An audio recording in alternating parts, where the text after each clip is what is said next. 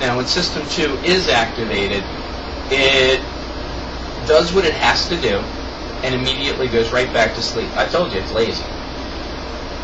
System 2 is responsible for determining whether a patient with multiple medications and chronic conditions is lethargic due to drug interactions, worsening in her hepatic or renal function, CVA, whatever.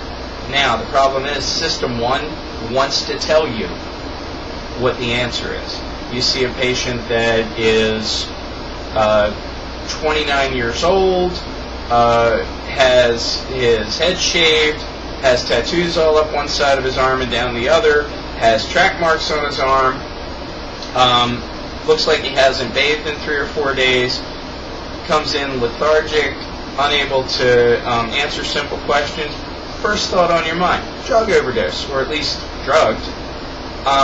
It might not be the second thing on your mind, which System 2 would pull up, which is compression fracture of the skull, which is what the answer was in the case of this one patient that came into my ER many, many years ago, and after his second dose of Narcan was just climbing up the walls because he was in so much pain, but he still couldn't answer simple questions because he had a compression fracture of the skull. Don't let your System 1 be in charge all the time. System 2 is going to be responsible for whether to notify the rapid response team for a new onset of CVA. System 2 should know to call the attending physician for acute changes in mental status. System 2 should know that it's just the postprandial hypoglycemia that will improve right after breakfast. Unfortunately, System 1 believes it's got sufficient information because of its worldview, and it might choose to answer the question that System 2 should be answering. This is particularly the case when nurses are overworked, overtired, overextended, or just plain inattentive. One of the most important aspects of human factors is determining when System 1 might know the answer and when System 2 ought to be the one to intervene. It's not easy to make that determination. Interactions between these two systems are utterly imperceptible to the person. This means that people working in areas requiring considerable thought and rapid thought have to be very self-aware. Since that's unlikely, systems can help force us to use System 2. The way you do it, practice and drills. The University of Maryland Medical Center, Sinai Hospital, where I also worked, some other places where I've worked in the past, do frequent practice drills on rapid response team, mass casualties, things like that don't happen every day. So, well, University of Maryland, it happens every day. But anyway, the idea behind that is to get you accustomed to doing things that require thought. And they actually force System 1 to defer. System 1 can learn more of these heuristics from that as well. System 1 can be trained, as it was when you learned your times tables as a kid, to do things automatically. But it also makes you think about overdependence on that System 1. This makes things like checklists and algorithms very necessary to make sure that you're comprehensive and that you're practicing at a high level of quality. Communication and culture are also valuable when you're implementing change. So beyond this discussion of System 1 and System 2, you have to think about how you're communicating what you mean to say to the individuals to whom you mean to say them. Most of the communication related to quality and error is informal, undirected, usually occurs in conversation. Formal communication is usually, for nurses, limited to risk reporting via incident report systems.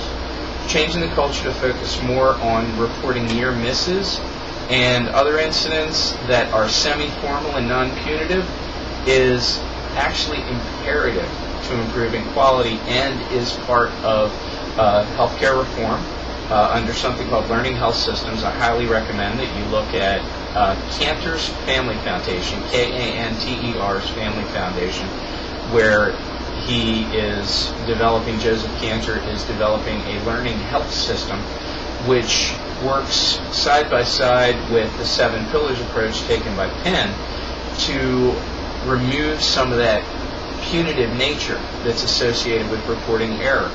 Get it away from you are the idiot that did it wrong to the system caused that error to occur. Now, if the system has been corrected, the errors have been limited, and it's really a matter of following a checklist, and you didn't follow the checklist because you wanted to get through faster, then yes, you are the idiot that did it wrong.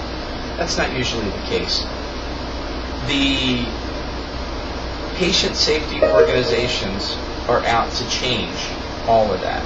I just got an email. I'm sorry for the bleep. I'm going to turn off my email editor. Anyway, the communication systems and cultures are very, very linked to one another. Perceptions of such things as colors and fonts influence communication. If I send you, as a student, one of my students, an email that's in all bold, all caps, and all red, and it starts with a sentence that ends in an exclamation point, I think you pretty much will have figured out, before even reading it, that I'm probably not in a great mood, I'm probably a much bigger jerk than I should be, and you are probably getting called on the carpet electronically. You probably won't think that I accidentally selected bold, hit my caps, and decided to use exclamation points instead of periods. It's just the reality. Perceptions of these things are very influential. I've seen incident reports that give instructions that accentuate certain aspects of instructions to make sure that people don't miss them as important parts of the document, much like the email that I was discussing.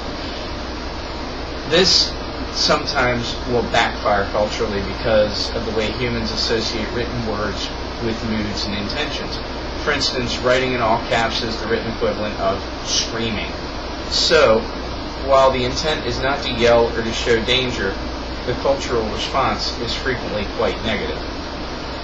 Overall, the point of communication is to get your point across. Another piece of communication that's very important, think about HCAPS, hospital.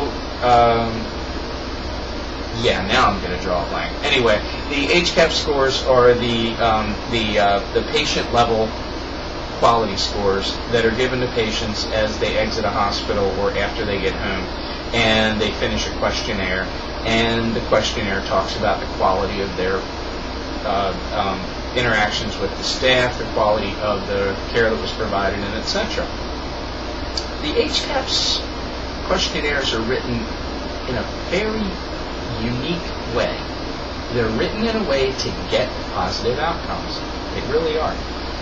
If I ask you a question that says, rate your stay, the quality of your stay on a scale from 1 to 10, and I start with 1 and I end with 10, you will probably have a different answer than if I said, rate how positive you feel about your stay on the scale below, and the scale starts with 10 as being very high and 1 as being very low. The scores are going to be different, the perceptions are going to be different, and the way the people see them are going to be different, which means that because they're biased to the positive, the results are going to look better. Other things can be done the same way. One of the things that I learned to do in graduate school was psychometrics, looking at improving or looking at the way we ask questions and the way we get answers.